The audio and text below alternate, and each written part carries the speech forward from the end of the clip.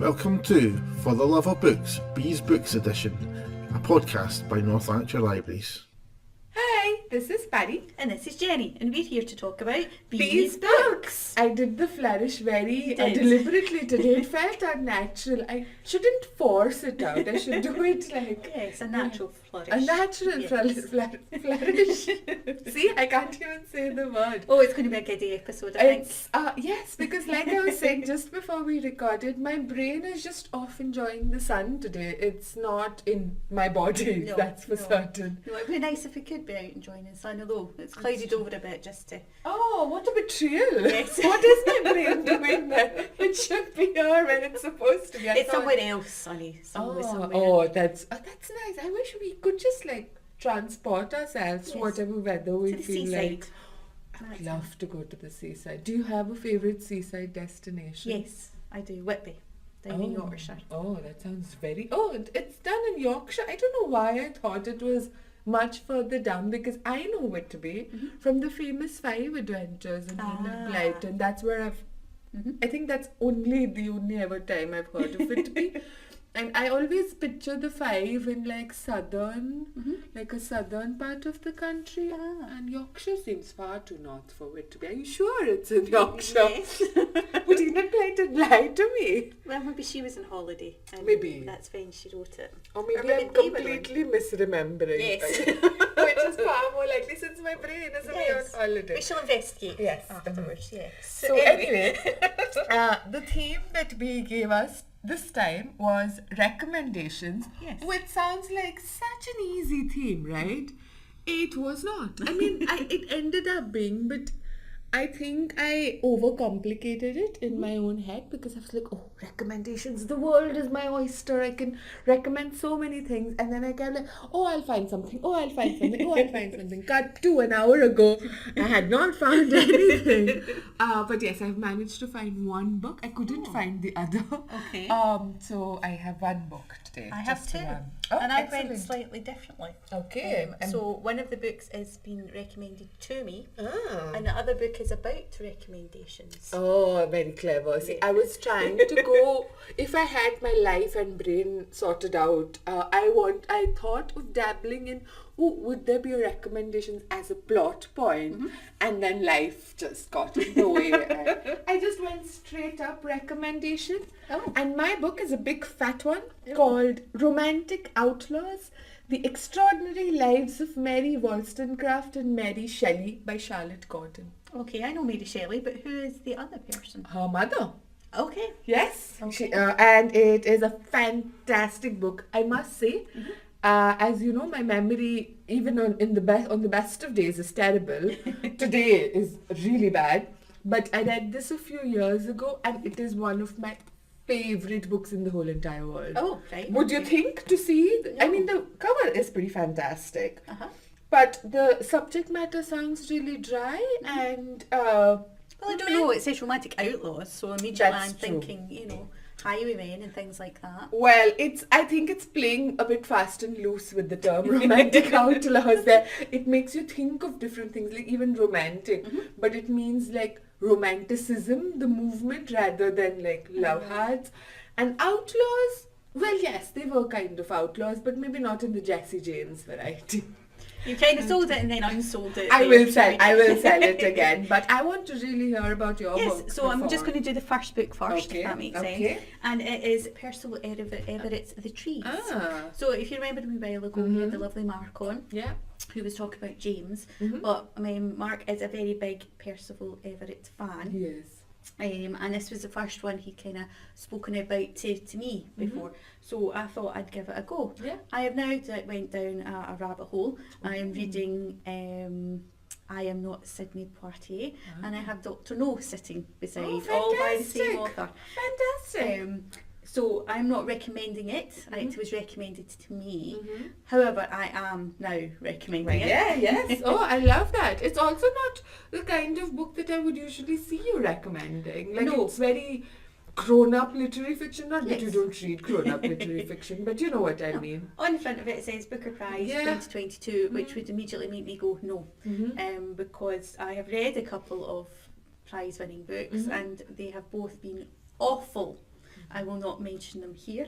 This is a safe space. You know my rants. Okay, The Echo Chamber by somebody who I can't even remember because I put the name out of my head. Not the lovely John Boyne, who also has a book called the same. But this was an Edinburgh book, and it was just terrible. Yes, another one was Lincoln in the Bardo, again by an author who I've immediately forgotten. George Saunders, him I do remember. Thank you. Yeah. And I also remember you coming and telling me with that look in your eye, if you ever see this book, don't. No, pass it by. Pass it by. Just pretend I'm you didn't sure some see people it. and it won a prize, so therefore, but not for me. Yeah. So no, I would not have normally picked this up, but Mark talks about this author a lot. Yeah. And I thought, I'm going to give it a go. I read it very, very quickly. It's a very quick read, book to read. I'm not keen on this cover, so they republished them all recently with different covers. I like the other cover better. That's just my opinion. I will have to see the cover, but I quite like the idea of this cover on a dress. Yes. I kind of matched this cover today. I have some orange more than red. I have some greens. I have some black, some white. So that's true. I've dressed as your book today, Jenny. Ooh, we should come dressed as books. Yes. That would be fabulous. Anyway, that's a side project. But there's a whole social media thing on Instagram. I follow this one person whose name again I can't remember. Account name I can't remember. So this is useless. Yes. But it's a hashtag called Looking Lit, I want to say. I might be making this up, but she does that. So, and she's sort of inspired other people to do that, where she'll hold a book and she'll dress as the book cover. And Waterstones, where our Mark works as well, they do this really fun compilation on Twitter and Instagram. So whenever there are these award shows and the Met Gala and things where people are dressed in all sorts of funky outfits, they match their outfits to books that they that sort of fit the vibe, and they do such a clever job. It's always delightful. So yes. Oh, very good. So lots of connected segues. Yes. Sorry, and we've just went off. Anyway, so I'm going to use the language that's in the book, so I don't want to offend anybody, but it's the language that they use in the book. So basically it's set in Mississippi, in a place called Money, and personally it's very funny, but in some places you don't know if you're supposed to laugh or not. It's one of those books where you can laugh and go, I don't know if I've just laughed at something I shouldn't do. But he plays on quite a lot on the fact that this is called Money, and the poorer part of the town is called, it's got nicknames and things like that. It's quite clever. Things like that I think you're safe to laugh at. And basically a white man gets killed, and when they turn up to see the body, there's a black man dead as well. So they're kind of trying to work out what's happened there. However, the black man disappears. So by the time they get to the morgue and do what they need to do, the body has disappeared. And then somebody else gets killed, and the same black person's body is there, and again disappears. So these people are sent from the bigger police community. Sorry, I'm saying that as if I've no idea what they are called. These detectives are sent, to kind of try and investigate why this body has disappeared, but the other ones are still there. And then it turns into a bigger thing than just this town. So more people are getting killed in similar way, and the bodies are disappearing. And they're all white people that are being killed. Yes, and it's a black person that's there that disappears. And as I say, it's funny, and it's quite, I don't know why I loved it, but I did. Because when Mark came another day, I was like, I don't like you just a little bit because you've made me read this, and the ending is strange. But I'll not spoil it for anybody, please. Because this is on my list as well. But as I say, there's quite a lot of, and Mark would say this himself, kind of dark humour in it. It kind of makes a difficult subject not as bad, if you know what I mean. But as I say, I read it very quickly. I'm now reading one of his other books, and I have another of his books sitting there waiting for me to read, because his style of writing, it's very unusual. It's very different than anything I've read before. And I just absolutely fell in love with it. Even though the book is quite a difficult subject, as I say, it's a kind of American town where, you know, you have these different types of people living, and, you know, nobody likes each other and all this kind of stuff. And there's an old lady as well. So basically, this old lady back in the day had kind of said that a black person had said something bad to her, and there was a lynching. But we find out from this woman that didn't really happen. There was kind of pressure from her brothers to kind of say this, because back in that time it was quite. And so when she sees this black body at because I think it's her son that gets killed, you know, she automatically remembers what's happened before, and yeah, it's quite difficult to talk about because I don't want to spoil it for anybody, and it is quite a difficult subject matter. Yeah. But it's really good, but it's, as I say, it's funny in places where I don't know that I'm supposed to laugh. Having talked to Mark, who has read it, I kind of see that you're supposed to laugh at those bits, so it's all right. But I also think it's really interesting, the discomfort there, and I'm sure... Yes, that's the word I'm looking for. Yeah, that he has done that on purpose. Yes. Especially as somebody who is not black and who's not sort of... Because, like, he's black himself, like, black American. Because I remember the movie that I watched, I've forgotten which book it was based on, but it was on Prime, and I talked about it in the episode where Mark was. And that one as well, there were things that cut so close to the bone that you felt a bit like, oh, but you laughed, but you were also uncomfortable. And I think that sort of balance is so tricky to achieve, but it's so valuable to, if you want, I think, to examine a bit, like, oh, you're uncomfortable, so you're pausing and reflecting and thinking, but you're also sort of, you know, like, I think he does it with a really light touch as well. So when he's even dealing with, so the movie didn't deal with as much like lynching and things like that, but it still talked about racism and like the publishing industry and academia and things like that, and the stereotypes that it plays to.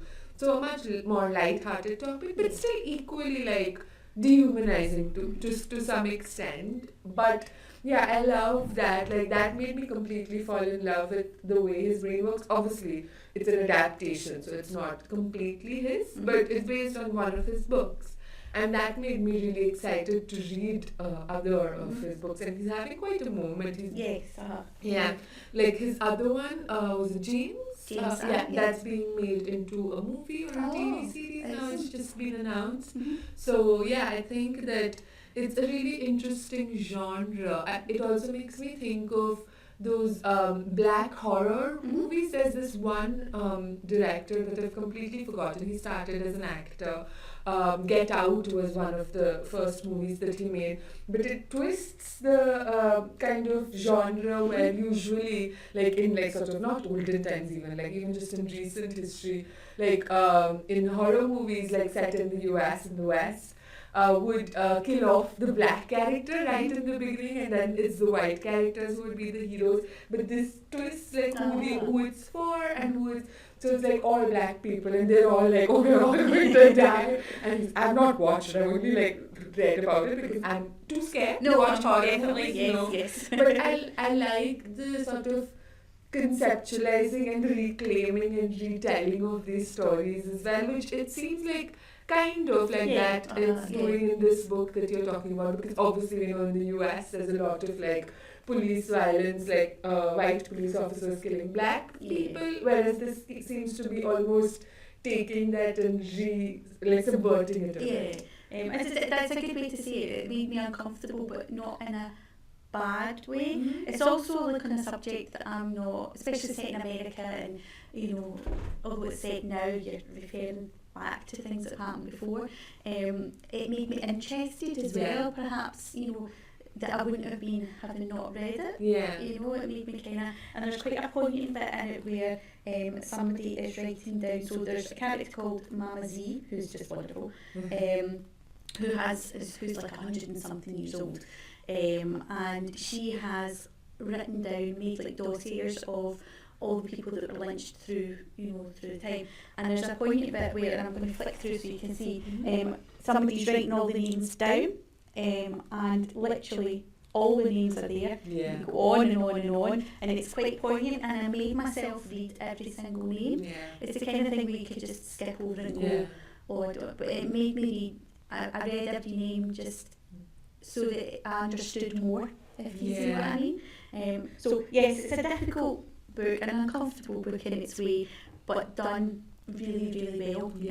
And as I say, I have went down a rabbit hole now and started reading all these other books. So it sounds really good, and I want to push it to the top of my list as well, because it has been like Mark and Winston, but I also have so many books. Exactly. It's a very quick read. So it looks like it. Yeah, it's very quick, and all the characters, and even the ones that you don't like, make you smile in a way, if you know what I mean. You know, like the two detectives come along, and they're quite funny. They've got quite a good dialogue between each other. And then like Mamsie, as I say, is very, very scary in a way. You know, but there's a lot of really well written characters for such a quick read. You know, you do get kind of right into their story. If the book had been twice as long, I would have been happy. I could have went on and read more. It does finish in a very strange way, but I could have read more. I was interested enough for there to be another 200 pages, if you see what I mean. But it's good that you've discovered an author that now you want to explore, because I think he's written a bunch of books. I mean there's loads when you look at the front. When Mark was talking about them, you know, I felt as if this was a new author. And, you know, I know. There's loads of them. So, but that's the thing as well, you know. There's a bit of conversation about this online, so like I just like look at stuff that they're talking about, that ever since 2020, you know, when the whole Black Lives Matter thing became really front and center, it's almost become trendy now to foreground certain authors and stories, even though they've been around and writing for so long, but it wasn't in fashion to like sort of promote them. And who knows how long this trend is going to last. It's already, there's some like, you know, publishers who had hired a lot of black editors and things during 2020 have like fired them now because it's 4 years later, you know, and the world is fixed, I guess, whatever. But I'm glad that he's still like continuing to like find his people, even in unexpected corners like Goodrich. So yeah, it's really, I for sure want to read him as well. And it is a book for everybody. It's not a book for a certain type of person. Do you know what I mean? It's for everybody. Everybody should have a wee Absolutely. And I think like everybody will find different things from it as well. Like you said that you'd be now interested in learning more about the kind of cultures and places they talk about. And I'm sort of interested in it already and know little bit about it, like from what I've read and watched, but again, there's no one story, right? Like there's so many different kinds of stories, so the more you read, the more, you know. Well, there's no segue to the romantic outlaws, but I honestly, I still remember, so I use Goodreads, the Goodreads app, to track the books that I read, and you can also rate books on it. And this was a 5-star read for me, and I still remember how much I loved this book. So it's essentially that it's like a biography, but it's a dual biography. It's done really interestingly. So Mary Wollstonecraft died 10 days after she gave birth to Mary Shelley. So Mary Shelley never grew up knowing her mother. But the way that it's positioned, it's an alternating chapter. So it starts with Mary Wollstonecraft and then Mary Shelley. So it's almost like placing their lives in conversation with each other, because there's a lot of similarities but a lot of differences as well. So I'll just read some of the similarities that was on, again, Goodreads, like the description that's missing from here for some reason. I think I honestly fell in love with the cover when I first borrowed it. But yes, so some of the similarities were both women became famous writers, fell in love with brilliant but impossible men, and were single mothers who had children out of wedlock. Both lived in exile, fought for their position in society, and thought deeply about how we should live. And both women broke almost every single rigid convention there was to break. Wollstonecraft chased pirates in Scandinavia. Shelley faced down bandits in Naples. Wollstonecraft sailed to Paris to witness the revolution, the French Revolution. Shelley eloped in a fishing boat with a married man. Wollstonecraft proclaimed that women's liberty should matter to everyone, and Mary Shelley really tried to live to those ideals. So it's set in both the 18th and 19th centuries, because she, the first Mary W, was born in the mid-1700s, and then like towards the end of the 1700s is when Mary Shelley comes to the fore. And it's really sort of the outlaws bit of it was they really challenged the political and social norms of what it was to be a woman at that time. Like women weren't supposed to be intelligent, and they had a specific space in society. These were really intelligent women, really interested in the world, in what writers have to say, what thinkers have to say, and they were really good thinkers as well. And they fought to kind of build the life that they wanted but couldn't see, and that made them outlaws because they were not in a proper society. They also hung out with quite a radical set of people, so like Lord Byron and Percy Shelley and things were like I think sort of the outlaws of the Victorian, not even Victorian, whatever preceded Victorian society. And they were looked down upon by a lot of the mainstream sort of world. And they struggled and they fought for what they believed in, and it wasn't easy. They also had children. So it talks a lot about the difficulties of trying to carve out this kind of life without having like a partner, like a male partner, reliable partner to depend upon. But how they still managed to do it. So Mary Shelley wrote Frankenstein when she was like a teenager, and that's now considered to be the first science fiction novel in the world. But she was very much responding to the ideas of the time, like the industrialization was just happening and the fears of that, sort of medicine and marvelous creations and things. But it's not like she wasn't taken seriously by a lot of people because she was so young. But there was that set of people who wanted to make her, they understood, they recognized the genius behind her writing and ideas and wanted to push her forward. And similarly, Mary Wollstonecraft, she wanted to make her living being an independent woman, being writing for a living, which again was very, very much not a thing that women did, like respectable women don't have a job. And she did it. She wrote one of the first sort of women-centered tracts, which was like the Vindication of Rights of Women, which like as the thing said that women should be equal to men, which was like this radical idea at the time, and even now it's quite a radical idea for a lot of people. And like it talks about such serious topics, right? Like this book, but it does it in a way where you're completely engrossed in the story. It presents these two women as people that you know you're getting to know, so they're not like these perfect women. They have a lot of flaws, they make a lot of stupid decisions that you're like all judgy and like what you're doing. But they also make like really, like you get to know them as people, and it's really interesting people to know. Like I just, even though it's like a good like 700 chunky boy. And I noticed there's no pictures in it. Oh no.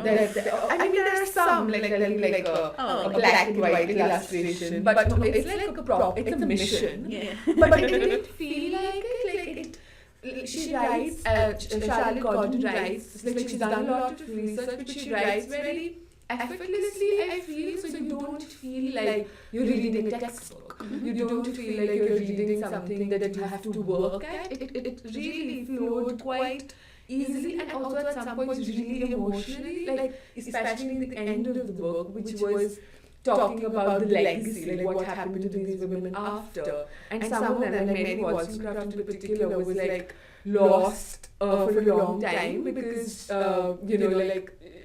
she was portrayed to be this mad woman who was like this hysterical sort of thing, and she had a child out of wedlock and things like scandal. Whereas Mary Shelley was portrayed to be this, like they tried to rehabilitate her image, even though she was like this full of like scandal, like she was like a really scandalous person when she was, and that made her interesting. But they were like they portrayed her to be this really like serious, like whatever person. And this book tries to challenge both those portrayals a bit. A lot of other people have written about it, but I really love this duality of it, the way that they do it.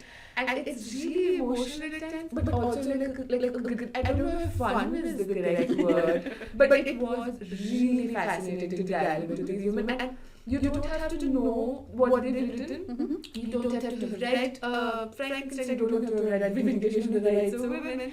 If you're just interested in history, if you're just interested in writers, thinking, or just women, and reading about the lives of women in history and how they worked really hard to like live in a society that wasn't always wanting them to succeed, and they didn't necessarily succeed, but it was really interesting reading about them. So I would recommend this to even people who don't know who either of Mary are, and I'm just interested in reading about.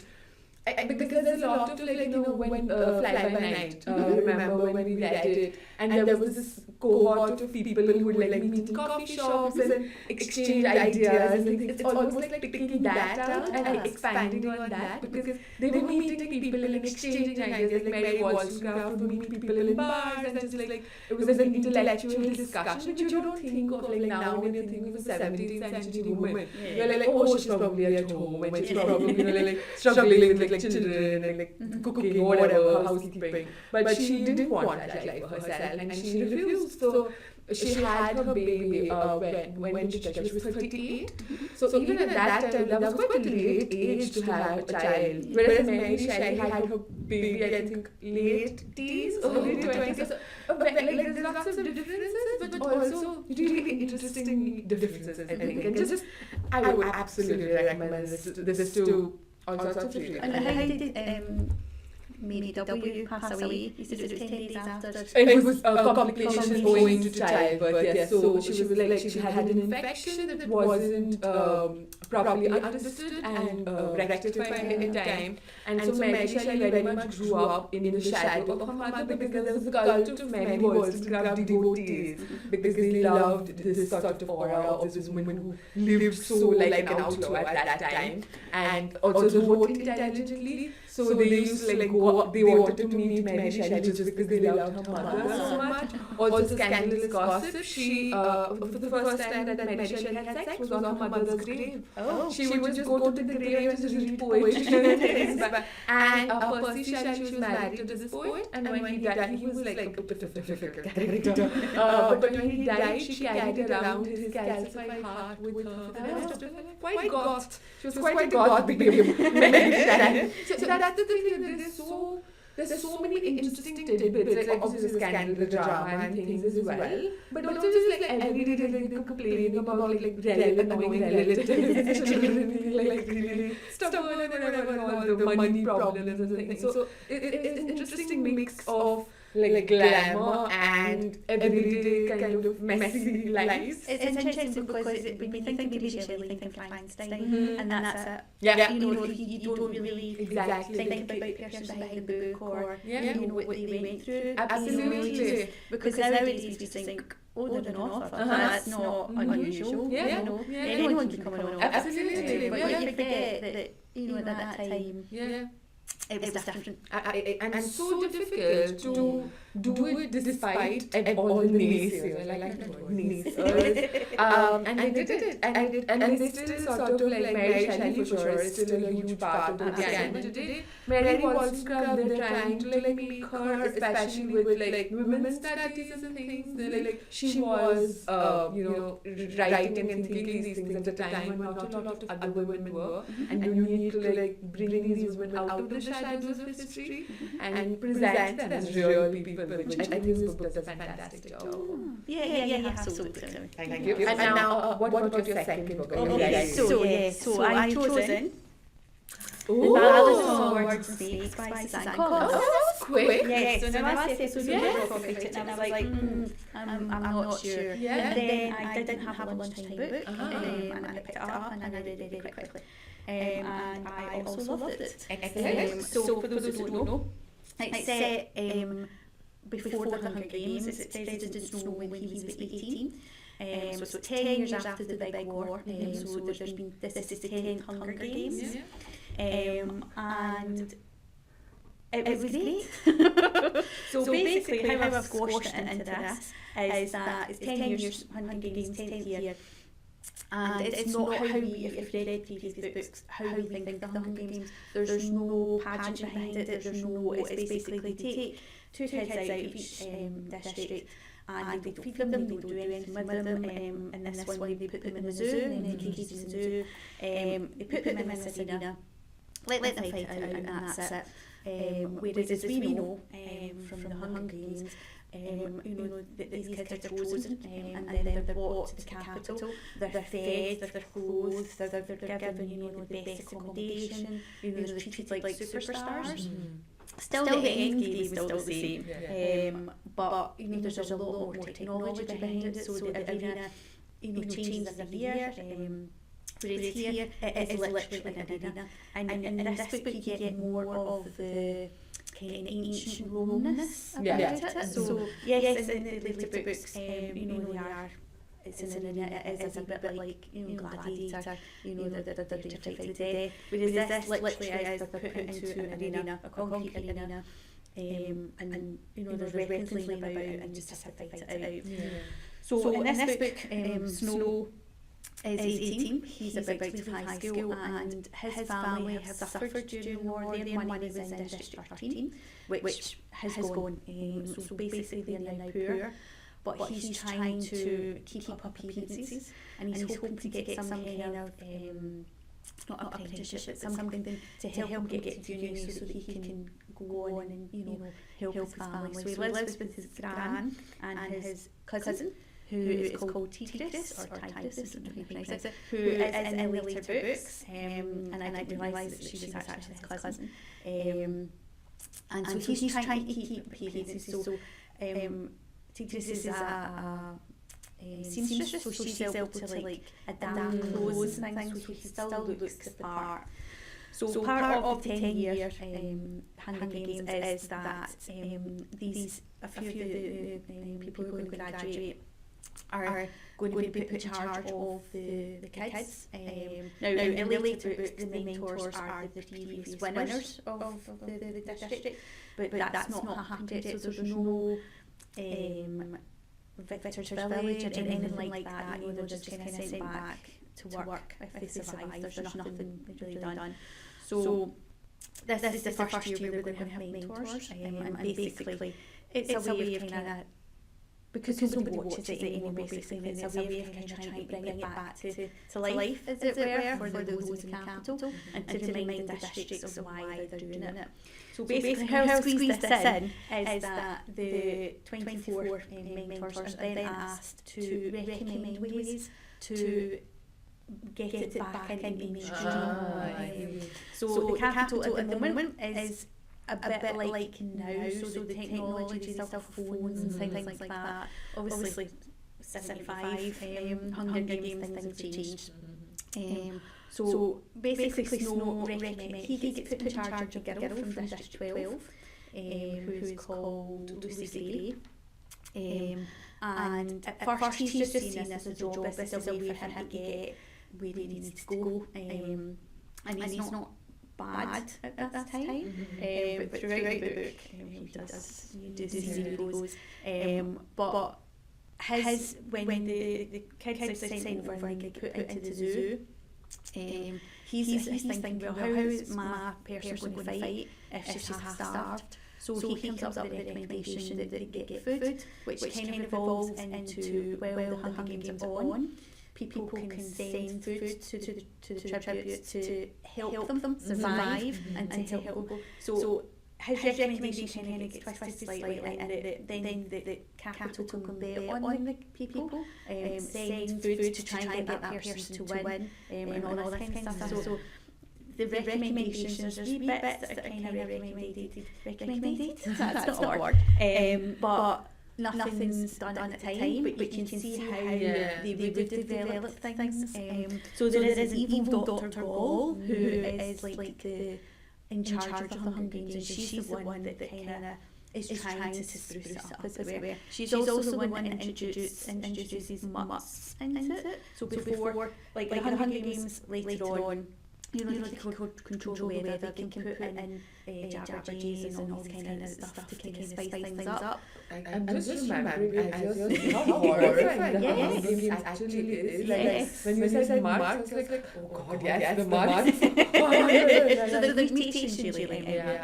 So, of like people who have died, Yes. children who have Yes. died in past. So she's kind of like when Snow goes to visit at a time, she's playing around with snakes who are all different colours, and she's kind of genetically altering them so that they do different things.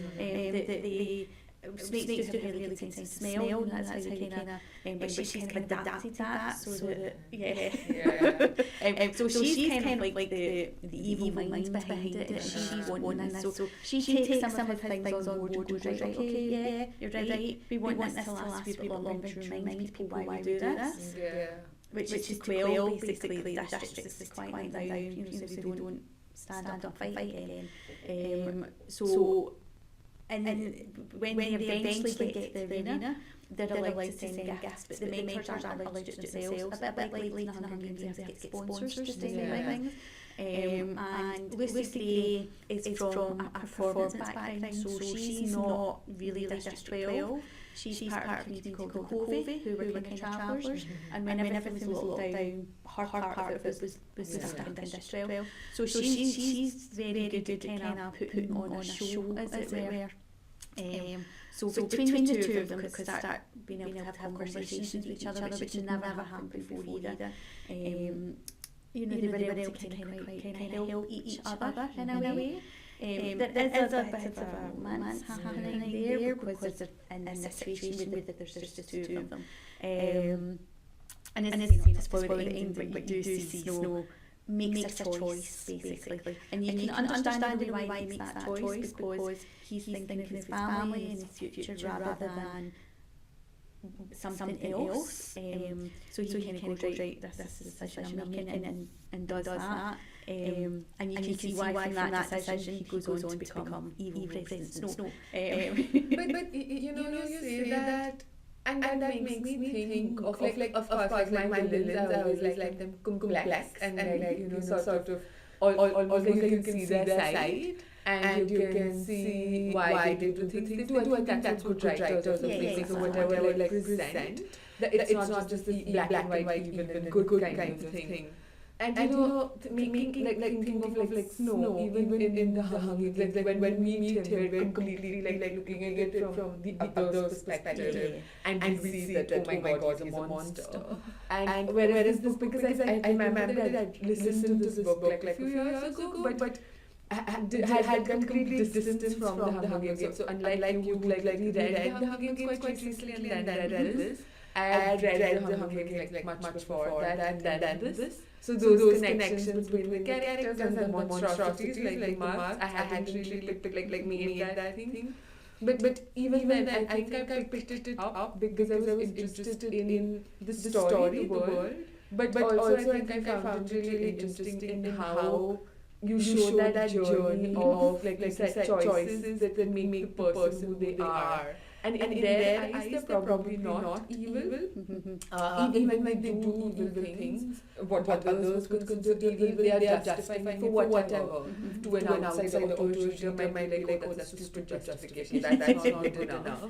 But they justify. Like I don't think even like in the real world, anybody is thinking that we're going to set out to be the evil villains. They're always like, oh, we're doing this for this, or for that, or whatever. Even when they don't always believe what they're saying, they still have, I think, might have to convince themselves, or at least others around them, that this is why we need to do this, and we need to quash, maybe we don't have more, but we need to quash any more than we might have to be doing it, and then just get so trapped almost in that kind of thing, then becomes much easier. So whereas in this book, like from what you say, it sounds like it would have been a difficult choice, like that you grapple with. The more you do it, more practice you have, you're like, oh yeah, like whatever, this doesn't matter, whatever. That's exactly it, because he does make decisions that you think they're not bad decisions, but they're not perhaps the morally right decision, if that makes sense.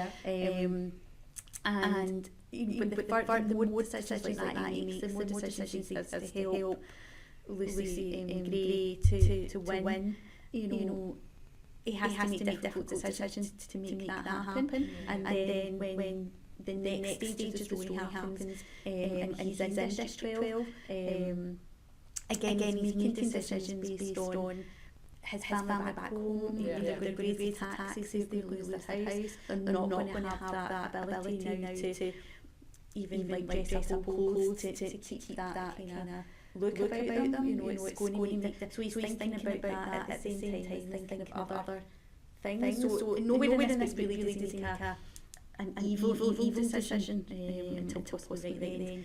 But yes, he kind of gets caught up in things. And you think if you just made a different decision at that point, it would have been slightly different. However, other people influence decisions as well. It's not just on him. So somebody else in District 12 makes a decision, and he kind of tries to help that while still helping himself, trying to do this roundabout way without giving it away. And if that character had been there, he wouldn't have had to make that choice, if you see what I mean. But I also think, like, I don't remember the sort of details of this plot, but like just broad strokes. But I think him growing up in the capital sort of also influences what he takes for granted and what he thinks is owed to him a little bit as well, like in terms of like taxes and clothes and things versus like starving to death and or like the other kinds of things like oppressions and things because they rebelled once.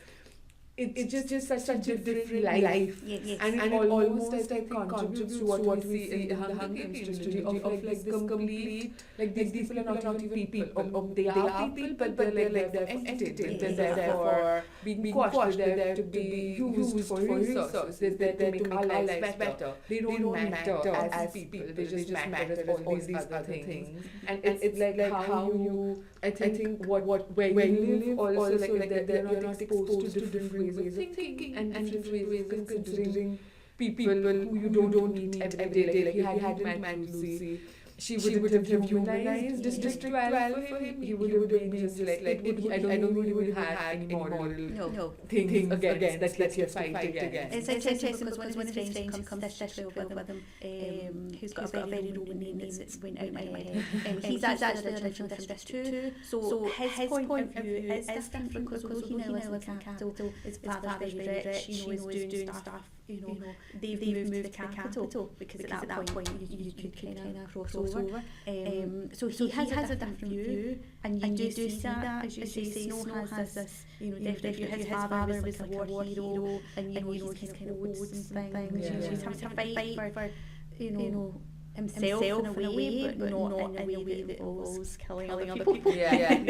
Whereas his friend already sees these tributes as humans. And the tribute he gets in charge of is actually from his district, so he's basically helping one of his schoolmates kill off everybody else or be killed. And it's interesting to see the difference. And I love Suzanne Collins because she makes this like obviously it's set in this fantastic dystopian world that you think, this is not realistic, this would never have happened. But it does. It's very believable. And she takes from, like she borrows from just like Margaret Atwood as well, and she wrote her dystopia, The Handmaid's Tale and stuff. They take from real world things to sort of shine a light on like what's happening in the world. So almost like tricking you into like coming in like, it's just a story. Not just a fun story, like an interesting story. But then you're like, this I guess reflective readers will be maybe trying to think about the connections in the real world. Like I always when I read the Hunger Games, always making these connections. I'm like, oh my god, this is that's why I think it's so close to home because it feels really sort of not silly, but it feels really distant and familiar at the same time. So silly capital things, they're all obsessed like really like irrelevant things, but you see shades of that in the real world and your own lives, which is what's comfortable, like going back to the trees, that kind of discomfort. Now, if we had been thinking she would have given our next theme as uncomfortable, but she's not. Exactly. However, our next theme is planning my paper over. Your mission, should you decide to accept it. Oh, okay. I was going to do a dramatic voice here, but I think... Yeah, you want to try that again? Summon your drama. your mission, should you decide to accept it. There was lots of eye-breaking. It was. I was impressed. A lot of drama. Well, I think that has a room for a lot of messing about. What is the mission? Whose mission? Who is the you gets to decide? Well, we'll find out in the next episode. But thank you so much for listening in the meantime. See you next time. Bye.